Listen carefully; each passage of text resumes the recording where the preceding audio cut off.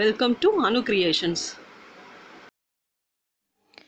இன்றைக்கி கலர்ஃபுல்லான ஒரு கேக் ஃபன்ஃபிட்டி கேக் எப்படி செய்கிறதுன்னு பார்க்க போகிறோம். அதுவும் ஓவன் இல்லாமல் குக்கர்லேயே எக்கு சேர்க்காமல் நல்லா ஸ்பாஞ்சியாக சூப்பராக எப்படி செய்கிறதுன்னு பார்க்க போகிறோம். இதே மாதிரி ஸ்ட்ராபெரி கேக் எப்படி செய்கிறதுன்னு ஒரு வீடியோ போட்டிருக்கோம். அதோட லிங்க்கு டிஸ்கிரிப்ஷன் பாக்ஸில் இருக்குது, அதையும் மறக்காமல் பாருங்கள். வாங்க இப்போ ஃபன்ஃபிட்டி கேக் எப்படி செய்கிறதுன்னு பார்க்கலாம்.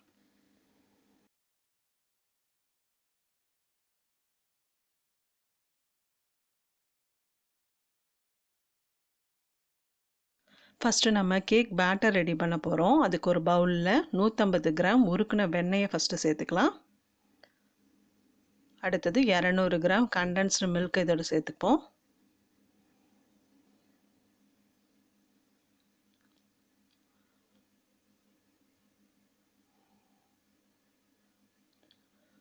இப்போ இது ரெண்டுத்தையும் நல்லா மிக்ஸ் பண்ணி விடணும்.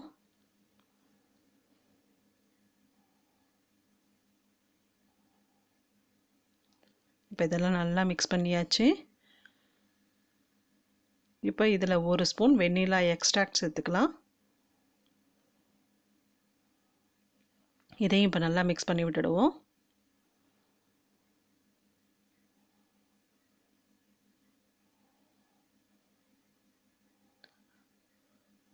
இப்போ இது எல்லாத்தையும் நல்லா மிக்ஸ் பண்ணியாச்சு. அடுத்தது நான் பால் 250 ml வச்சுருக்கேன். இதை வந்து கொஞ்சம் கொஞ்சமாக இதில் சேர்த்துக்கணும். இப்போ கொஞ்சம் சேர்த்துப்போம். போதும். இப்போ இதை மிக்ஸ் பண்ணி விட்டுடலாம்.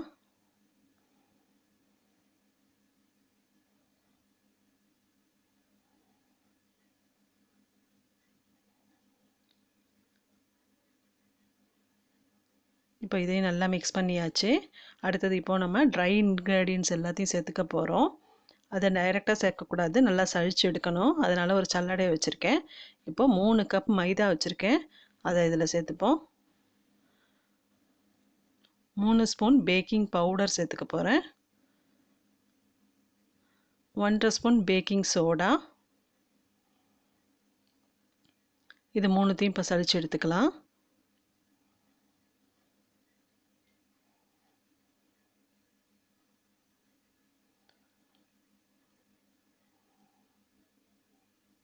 இது எல்லாத்தையும் நல்லா சளிச்சாச்சு.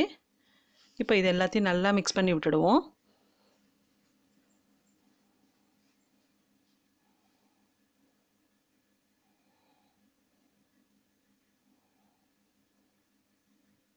பாருங்கள், பேட்டர் ரொம்ப திக்காக இருக்குது. அதனால் கொஞ்சம் கொஞ்சமாக பால் சேர்த்து மிக்ஸ் பண்ண போகிறோம். பேட்டர் வந்து கொஞ்சம் தண்ணியாக இருக்கணும், ரொம்ப தண்ணியாகவும் இருந்துடக்கூடாது, ரொம்ப கெட்டியாகவும் இருந்துடக்கூடாது. கொஞ்சம் ஊற்றுற மாதிரி உள்ள கன்சிஸ்டன்சியில் இருக்கணும். அது வரைக்கும் கொஞ்சம் கொஞ்சமாக பால் விட்டு நல்லா மிக்ஸ் பண்ணிக்கிட்டே இருக்கணும். இப்போ பாருங்கள், இன்னும் கெட்டியாக இருக்குது. இன்னும் கொஞ்சம் பால் சேர்த்துக்கிறேன்.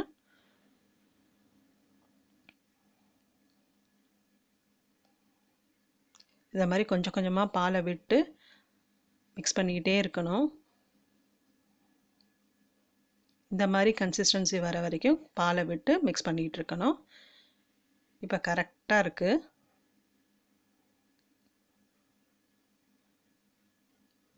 இது ஃபன்ஃபெட்டி கேக்குங்கிறதுனால ஸ்ப்ரிங்கிள்ஸ் வச்சுருக்கேன், இதை இதில் சேர்த்துக்கலாம். இப்போ இதையும் சேர்த்து நல்லா மிக்ஸ் பண்ணி விட்டுடுவோம். இந்த ஸ்ப்ரிங்கிள்ஸு கேக்கில் பார்க்கும்போது பார்த்திங்கன்னா ப்ளைனாக இல்லாமல் கலர்ஃபுல்லாக ரொம்ப அருமையாக இருக்கும். நல்லா மிக்ஸ் பண்ணியாச்சு. அவ்வளோதான், நம்மளோட கேக் பேட்டர் இப்போ ரெடி ஆகிடுச்சு. பாருங்கள், அந்த ஸ்ப்ரிங்கிள்ஸ் இருக்கிறது பேட்டரில் எவ்வளோ கலர்ஃபுல்லாக அழகாக இருக்குது பாருங்கள்.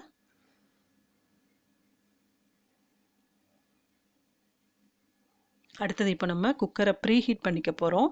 அதை குக்கரை அடுப்பில் வச்சுருக்கேன். அதில் கல் உப்பை போட்டு ஃபுல்லாக எல்லா பக்கமும் படுற அளவுக்கு நல்லா ஸ்ப்ரெட் பண்ணி விட்டுடுவோம். நல்லா ஸ்ப்ரெட் பண்ணியாச்சு. இப்போ குக்கரை மூடி வைக்க போகிறேன். கேஸ்கட் போடாமல், வெயிட் போடாமல் 10 நிமிஷம் மீடியம் ஹீட்டில் அப்படியே விட்டுடணும். அடுத்தது இப்போது இந்த பவுலில் தான் கேக்கை பேக் பண்ண போகிறோம். இதில் வெண்ணெயை போட்டு ஃபுல்லாக எல்லா இடமும் படுற அளவுக்கு நல்லா ஸ்ப்ரெட் பண்ணி விட்டுடுவோம். இப்போ வெண்ணெயை நல்லா ஸ்ப்ரெட் பண்ணியாச்சு. அடுத்தது ஒரு ஸ்பூன் மைதாவை போட்டு அதையும் இதே மாதிரி ஸ்ப்ரெட் பண்ணி விட்டுடலாம்.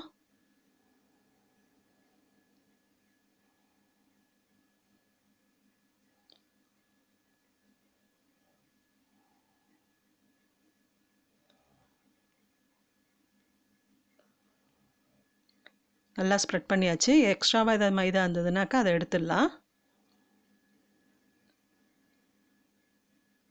இப்போ இந்த பவுலில் நம்ம செஞ்சு வச்சுருக்கிற கேக் பேட்டரை ஊற்றிப்போம். இந்த பாத்திரத்தில் பாதி இருக்க அளவுக்கு ஊற்றிக்கிட்டால் போதும், ஃபுல்லாக ஊற்றக்கூடாது.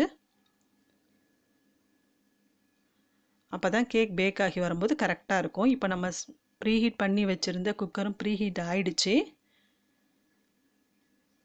இப்போ இதில் ஒரு ஸ்டாண்டை வச்சு நம்ம பேட்டரை ஊற்றி வச்சுருக்க அந்த பவுல் எடுத்து இதில் வச்சுருவோம்.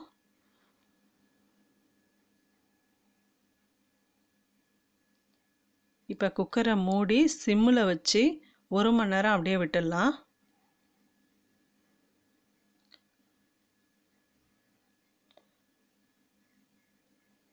இப்போ எனக்கு 1 மணி நேரம் ஆயிடுச்சு. ஓப்பன் பண்ணி பார்ப்போம். பாருங்கள் இவ்வளோ சூப்பராக கேக் வெந்திருக்கு பாருங்கள், ரொம்ப அருமையாக வெந்திருக்கு. இப்போ வெந்திருக்கான்னு செக் பண்ணுறதுக்கு கத்தியை சென்டரில் விட்டு எடுத்தோம்னாக்கா ஒட்டாமல் வருது பாருங்கள், நல்லா வெந்திருக்கு கேக்கு. இப்போ கேக்கை வெளியில் எடுத்து ஆற விட்டு வச்சிடலாம்.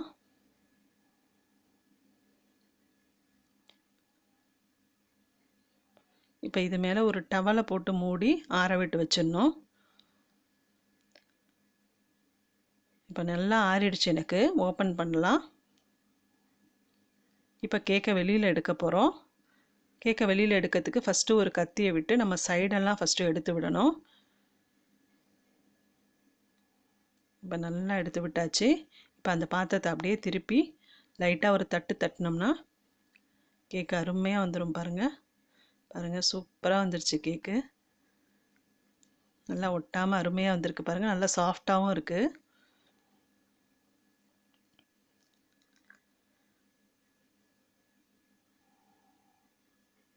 இப்போ இந்த கேக்கை 3 லேயராக நம்ம அரேஞ்ச் பண்ண போகிறோம்.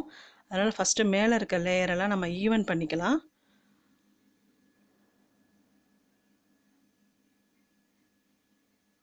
இதெல்லாம் எடுத்துடலாம்.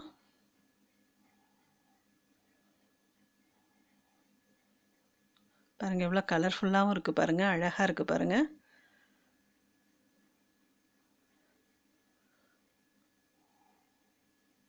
இப்போ மேல் லேயரை ஈவன் பண்ணியாச்சு. அடுத்தது இந்த 2 இடத்துல இப்போ நான் கட் பண்ணி 3 பீஸாக எடுத்துக்க போகிறேன். பாருங்கள் இப்போ கட் பண்ணிட்டேன், 3 ஸ்லைஸாக எடுத்தாச்சு. பாருங்கள் எவ்வளோ சூப்பராக இருக்குது பாருங்கள். அடுத்தது இப்போ நம்ம க்ரீம் ரெடி பண்ணணும். இப்போ க்ரீம் ரெடி பண்ணுறதுக்கு ஒரு பவுலில் வெண்ணெய் 250 கிராம் வச்சுருக்கேன், அதை இதில் சேர்த்துக்கலாம். இது கூடவே இப்போ நான் விப்புடு க்ரீம் பவுடராக வச்சுருக்கேன், இது ரெண்டுத்தையும் சேர்த்து நல்லா விப் பண்ணணும். இதை விப் பண்ணுறதுக்கு கொஞ்சம் நேரம் டைம் எடுக்கும், அதனால் கொஞ்சம் நேரம் பொறுமையாக கைவிடாமல் நல்லா மிக்ஸ் பண்ணி விடணும். வேணும்னா கொஞ்சமாக பால் சேர்த்து நல்லா விப் பண்ணி விட்டுடணும். இப்போ நான் நல்லா விப் பண்ணி விட்டுட்டேன். இப்போ இதோட 250 கிராம் ஐசிங் சுகர் சேர்த்துக்க போகிறேன். இதையும் நல்லா விப் பண்ணி விட்டுடலாம்.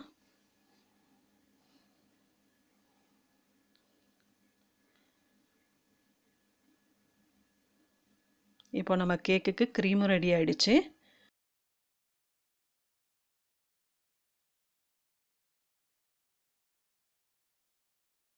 இப்போ நம்ம கேக் அரேஞ்ச் பண்ண போகிறோம். அதுக்கு ஒரு பவுலில் கொஞ்சமாக சர்க்கரையும் தண்ணியும் போட்டு மிக்ஸ் பண்ணி வச்சுருக்கேன். இந்த சர்க்கரை தண்ணியை ஃபஸ்ட்டு பேஸ் லேயரில் லைட்டாக அப்ளை பண்ணிக்கலாம். இப்படி சர்க்கரை தண்ணி அப்ளை பண்ணால் தான் ட்ரை ஆகாமல் கேக் நல்லா சாஃப்டாக இருக்கும். இப்போ இது மேலே நம்ம செஞ்சு வச்சுருக்க க்ரீம் அப்ளை பண்ணிப்போம்.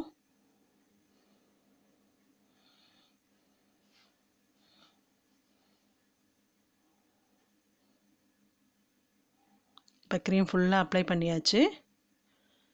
இப்போ இது மேலே நம்ம அடுத்த லேயர் எடுத்து வச்சுக்கலாம். இதுலேயும் இப்போது சர்க்கரை தண்ணியை ஸ்ப்ரெட் பண்ணி விட்டுப்போம்.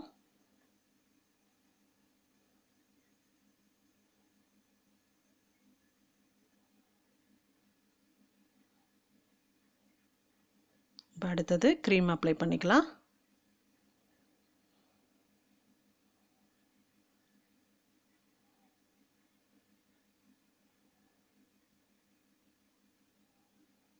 இப்போ இதுலேயும் நல்லா அப்ளை பண்ணியாச்சு.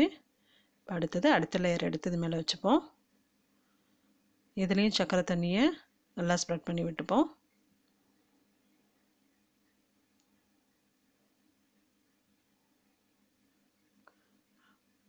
அடுத்தது க்ரீம் அப்ளை பண்ணிடலாம். இது மேலே நல்லா அப்ளை பண்ணிவிட்டு சைடில் எல்லாமும் நல்லா ஃபுல்லாக அப்ளை பண்ணி விட போகிறோம். இப்போது பாருங்கள், நான் சைடில் மேலே எல்லா இடமும் நல்லா ஃபுல்லாக அப்ளை பண்ணிட்டேன். இப்போ நம்மளோட கேக் ரெடி ஆகிடுச்சு. இது ஃபன்ஃபெட்டி கேக்குங்கிறதுனால நம்ம ஸ்ப்ரிங்கிள்ஸ் வச்சு இப்போது டெக்கரேட் பண்ண போகிறோம். இப்போ இந்த ஸ்ப்ரிங்கிள்ஸ் வச்சு சைட்லலாம் நல்லா டெக்கரேட் பண்ணிடலாம்.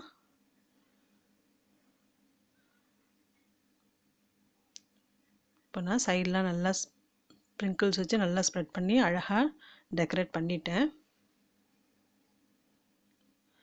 இப்போ அடுத்தது மேலே ஜெம்ஸ் வச்சு டெக்கரேட் பண்ணிக்கிட்டோம்னாக்கா அவ்வளோதான், நம்மளோட கேக் ரெடி ஆகிடும். பாருங்கள், ஃபன்ஃபெட்டி கேக் எவ்வளோ கலர்ஃபுல்லாக சூப்பராக இருக்குது பாருங்கள். இந்த நியூ இயருக்கு நீங்களும் உங்கள் வீட்டில் இந்த கேக்கை ட்ரை பண்ணி பாருங்கள். இந்த வீடியோ உங்கள் ஃப்ரெண்ட்ஸ் அண்ட் ரிலேட்டிவ்ஸ்க்கு ஷேர் பண்ணுங்கள். இது வரைக்கும் நம்ம சேனலை சப்ஸ்கிரைப் பண்ணலைன்னா உடனே சப்ஸ்கிரைப் பண்ணிக்கோங்க. Wish you all very happy new year.